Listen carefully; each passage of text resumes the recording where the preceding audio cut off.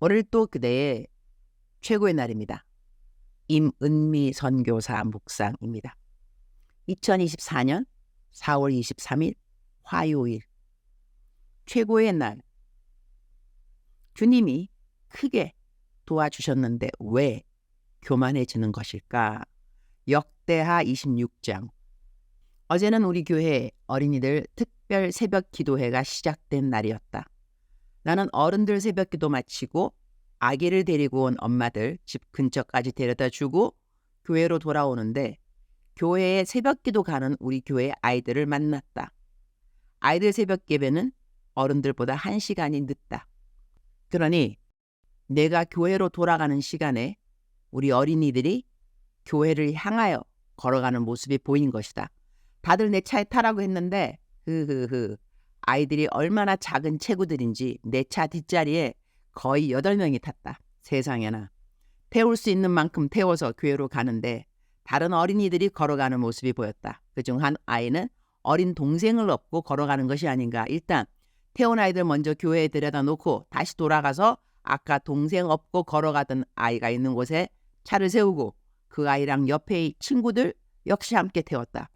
어제 아침엔 그러니 아이들 태우는 셔틀 버스를 운전했다고 하겠다. 어제 아이들은 184명이 왔다고 한다. 아이들에게 어제는 주기도문을 영어로 모두 외우게 했는데 그룹별로 나누어서 청년부 언니 오빠들이 성경 외우는 것을 돕게 했다. 각 그룹별로 나뉘어서 주기도문을 외우는데 얼마나 크게 외우는지 다 외울 쯤 해서 한 그룹씩 나와서 성경 구절을 합창으로 외우게 했다. 그리고 난 다음에는 숙제로 집에 가서 주기도문 10번씩 써갖고 오라고 했다.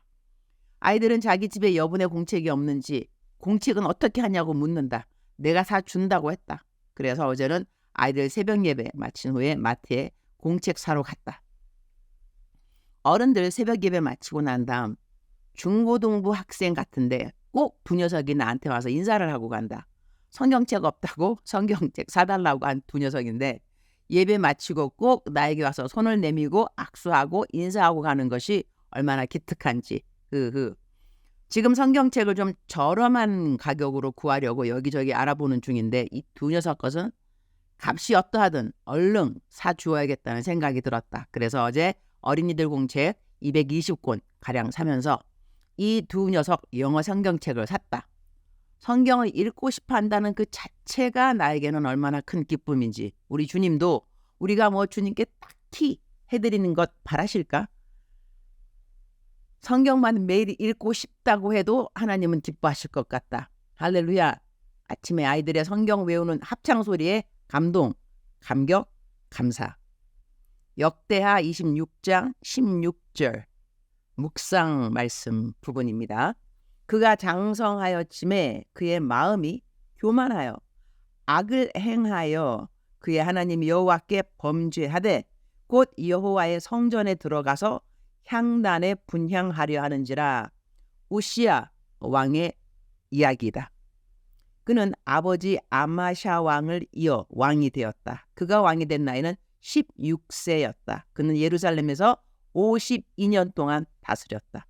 우시야는 처음에는 자기 아버지 아마샤가 했던 것처럼 여호와의 눈앞에 옳게 행동을 했었다.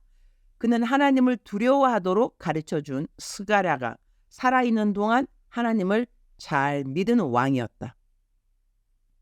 그래서 하나님은 우시야가 여호와를 찾는 동안은 하나님께서 그가 하는 일을 잘 되게 해주셨던 것이다. 암몬 사람들은 우시야에게 조공을 바쳤고 우시야의 이름은 이집트 국경에까지 널리 퍼질 정도로 그의 세력이 아주 막강해졌다.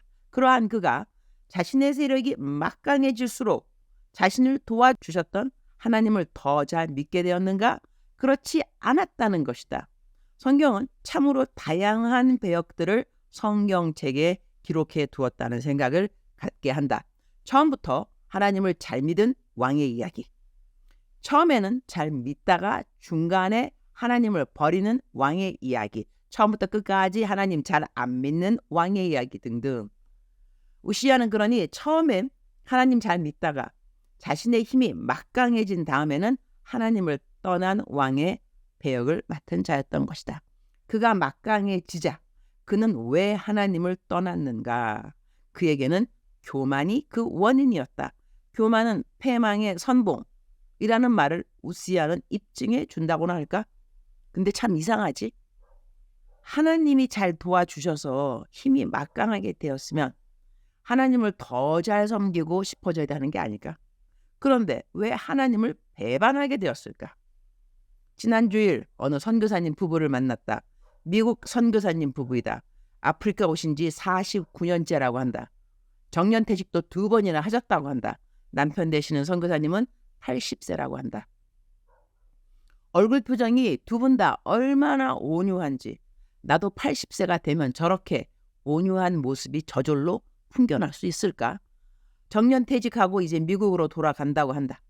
함께 식사를 하면서 하나님 이야기를 하는데 우리 인류가 처음 죄를 지은 이유는 바로 나를 사랑하는 데서 시작된 것 아니겠냐고 말씀하신다. 교만의 시작은 곧 나에 대한 지극한 관심 때문이 아닌가 한다. 무슨 일을 하더라도 하나님 생각이 먼저 나야 하는데 내가 한 거야. 이렇게 되면 바로 이것이 교만이 아닌가 한다. 내가 한 것이 아무것도 없다고 말해야 우리는 하나님의 자녀가 된 정체성과 함께 무익한 종의 정체성을 잘 알고 있는 것이 아닌가 한다. 주님, 오늘 또 최고의 날입니다. 교만해진 자의 증거가 있다고 한다면 하나님이 해주신 모든 선하신 일들의 은혜를 잊어버리는 자가 아닌가, 그런 생각을 하게 되는 성경 묵상이었습니다. 하나님이 해주신 일들을 잊고 자신의 공로로 여긴다는 그 자체가 바로 하나님이 해주신 일에 대하여 감사를 잊었다는 이야기도 되는 것이니까요. 주님이 저에게 해주신 모든 일들이 이제는 너무 익숙해져서 감사도 새롭게 하지 못하는 때는 없는지요. 주신 은혜를 너무나 당연히 여기면 새로운 감사의 고백은 일어나지 않으니까 말이죠.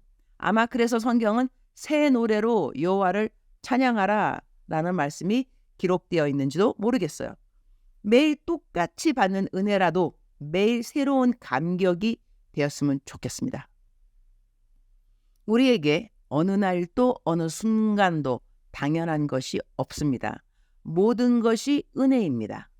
이 고백이 멈추는 순간 우리는 교만의 자리에 앉게 되었음을 깨달을 수 있어야겠습니다. 오늘 또 우리 어린이들 특별 새벽 기도회입니다. 오늘은 우리 아들 킴 목사가 설교하는 날입니다. 오늘 킴 목사의 설교를 듣는 모든 어린이들은 어른이 되어도 오늘의 설교 말씀을 모두 다 기억하는 어린이들이 되도록 도와주옵소서. 주님 사랑합니다. 주님 감사합니다. 오늘 또 우리 주님 저를 보시면서 하루 종일 기쁘시면 참 좋겠습니다. 사랑하는 그대요. 외울 말씀이 있네요. 잠깐만 사랑하는 그대요. 외울 말씀. 교만은 패망의 선봉이요. 거만한 마음은 넘어짐의 앞잡이이니라. 잠언서 16장 18절 말씀. 사랑하는 그대요.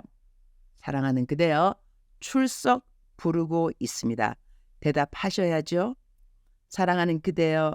사랑하는 그대요. 억만 번 더 들어도 기분이 좋은 말. 사랑하는 내 아들아, 사랑하는 내 딸아. 사랑하는 그대들, 오늘 그대의 새로운 은혜는 무엇일까? 제가 오늘 숙제를 한번 내보고자 합니다. 오늘 하루 살아가면서 어제에 하지 않았던 감사, 오늘 새롭게 할 수 있는 감사는 없을까? 이런 거는요, 찾아보면 꼭 생기더라고요. 찾지 않아서 모르는 것이지, 숨은 그림 찾기 하듯이 찾아보면 꼭 어디서 나오더라도 감사할 일은 나오더라고요. 제 경험을 보니까. 그런데 사랑하는 그대여, 오늘 우리 한번 감사를 찾아볼까요? 묵은 감사도 괜찮을 것 같습니다. 새로운 감사도 괜찮고, 그러나 하여튼 하나님 앞에 새로운 감사를 좀 올려드리는 그날이 되어서, 성경 말씀은 분명히 저희들에게 감사로 제사를 지내는 자 여호와를 영화롭게 한다고 했으니까 하나님을 영화롭게 하는 거 그렇게 어려운 것이 아니더라고요. 감사만 잘해도 하나님을 영화롭게 하는 그러한 사람이 된다고 저는 믿습니다. 사랑하는 그대여, 감사찾기. 오케이? 내일 숙제 검사하도록 하겠습니다. 출석과 함께 숙제 검사를 할 테니까 감사찾기. 여기저기 저기 여기서 감사찾기. 사랑하는 그대여, 사랑합니다. 사랑하는 그대여, 축복합니다. 오늘 또 그대의 최고의 날입니다.